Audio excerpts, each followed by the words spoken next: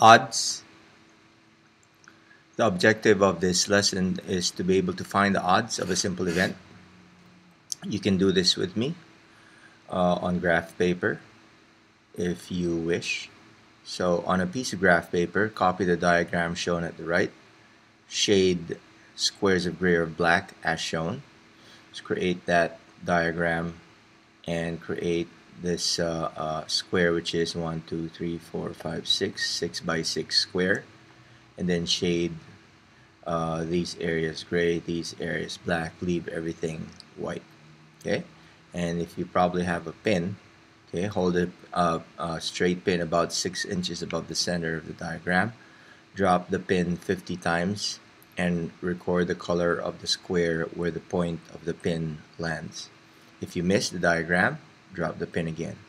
Okay, so if you do this exercise 50 times, drop the pin 50 times.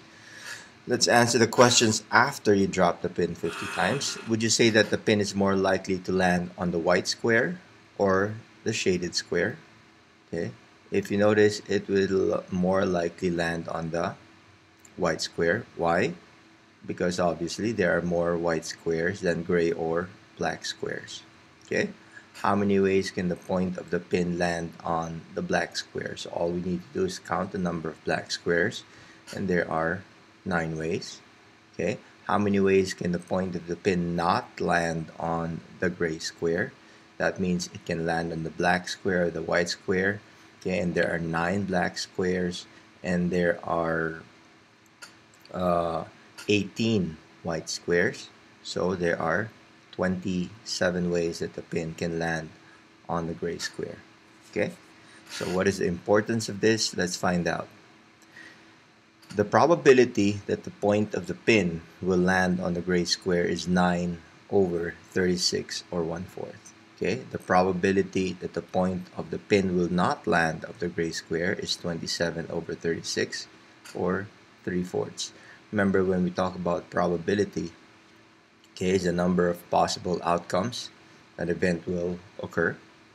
So you have these two probabilities. The probability will land on the black square is 9 over 36, and not on the gray square will be 27 over 36 or 3/4.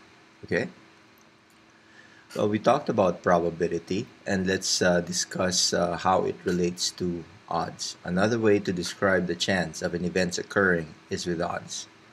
The odds in favor of an event is the ratio that compares the number of ways the event can occur to the ways the event cannot occur.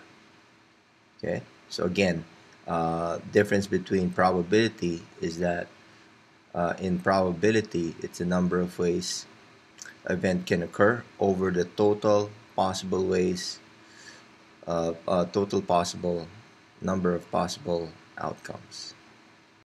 So what did we learn in that example? Okay, we learned that the probability that the point of a pin will land on a gray square is 9 out of 36 or 1/4. Remember what probability is. And the probability of an event occurring is the ratio of the number of favorable outcomes to the number of total number of possible outcomes.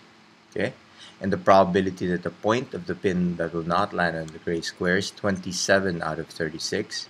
Again, total number of favorable outcomes in this case is 27. Okay, total number of possible outcomes is 36 or 3/4. Okay, but another way to describe the chance of an event occurring is what we call odds. The odds in favor of an event is the ratio that compares a number of ways the event can occur to the number of ways the event cannot occur. Okay, right now, right here and then, we know we can see the difference between probability and odds. Probability is the ratio of the number of favorable outcomes to the total number of possible outcomes. In odds, it's a ratio that compares the number of ways an event can occur to the number of ways an event cannot occur. Okay, so when you talk about odds, this is what we mean. The odds in favor of an outcome is the ratio of the number of ways the outcome can occur to the number of ways an outcome cannot occur. So, definition of odds in favor is equal to the number of successes to the number of failures. Odds against an outcome is the ratio of the number of ways the outcome cannot occur to the number of ways the outcome can occur. So odds against is equal to the number of failures to the number of successes. Let's go back to the difference again between odds and probability. We look at the ratio of probability, which is the number of favorable outcomes to the total number of possible outcomes. Remember, the total number of possible outcomes will be the sum of the number of successes and the number of failures. That is a big difference between the two. Unlike in odds, okay, you don't get the sum of number of successes to the number of failures in your denominator. You only get the number of failures. Okay, so that's a good way of differentiating odds and probability. Okay, let's take a look at this example, this one first. A bag contains 5 green marbles, 2 yellow marbles, and 3 blue marbles. What are the odds of drawing a green marble from the bag? Okay, let's find out what we know. There are 10 minus 5 or 5 marbles that are not green, because if you look at the total number of marbles in the bag, 5 plus 2 plus 3 will give you 10. So you have 10 marbles, subtract the 5 marbles which are not green, and will give you 5 marbles left. After which, okay, we want to find the odds of drawing a green marble. Okay, and we know for a fact that there are 5 green marbles, okay, and there are 5 non-green marbles. Therefore, the odds would be 1 to 1. You don't read this as 1 out of 1, because 1 out of 1 will sound more like a probability than odds. So when you read odds, it's always the word 2. So this is read as 1 to 1. The odds of drawing a green marble, okay, are 1 to 1. Let's take a look at example number 2. Sometimes when finding odds, you must first find the total number of possible outcomes. This can involve finding permutations and combinations, and that's what we did in the previous lessons. That in order to find, we learn how to find permutations and combinations, which is just one way of finding out the total number of possible outcomes for an event or for a series of events. Okay, the state of Florida has a fantasy 5 drawing 3 times in a week, which 5 numbers out of 39 are drawn at random. The proceeds from the lottery help to finance education in the state. What are the odds of winning in a fantasy 5 jackpot?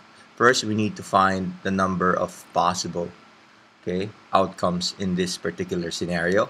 Okay, and if you notice, when you talk about 5 numbers, the 5 numbers do not have to be in order. Okay, so order is not important. You can find the odds using combinations, and we use the combination formula to find total possible number of outcomes. There's only one winning combination, so the number of ways to succeed is 1. Okay, but before we find the odds for that one, let's find out the number of possible combinations there are. If you are 5 numbers will win out of 39. So we are trying to find the combination of 39 things taken 5 at a time. Ways to draw 5 numbers from a group of 39.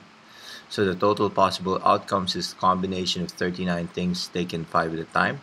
Remember, recall what combination is. If you want to find the combination of 39 things taken 5 at a time, you basically get the permutation of 39 things taken 5 at a time all over 5 factorial. Okay? And if we solve for that, this now becomes 39 times 38 times 37 times 36 times 1, 2, 3, 4, 35. 5 numbers right there. All over 5 times 4 times 3 times 2 times 1. If you solve that, end up with this number. There are 575,757 possible combinations. This means that the total number of failures, if there's only one winning combination will be 575,757 minus 1, or 575,756, which brings us to the odds of winning. Okay, 5 correct numbers will be equal to the number of successes over the number of failures, and the number of successes we know is 1, and the number of failures is 575,756. So the odds will be 1 to 575,756. Okay, odds of winning a Fantasy 5 jackpot, 1 to 575,756. And this is just the Fantasy 5. Just imagine the lottery when you are asked to get 6 numbers correctly and a mega number. The odds of winning become smaller. Okay, and there was an analogy one time that it's easier to get struck by lightning 3 times in a row. The odds of getting struck by lightning 3 times in a row is greater than winning the lottery. Okay, so those are odds. Lessons done. On Google Forms, type a summary of what you've learned by responding to the objectives of the lesson, and type a question you might want to ask about this lesson. Thank you.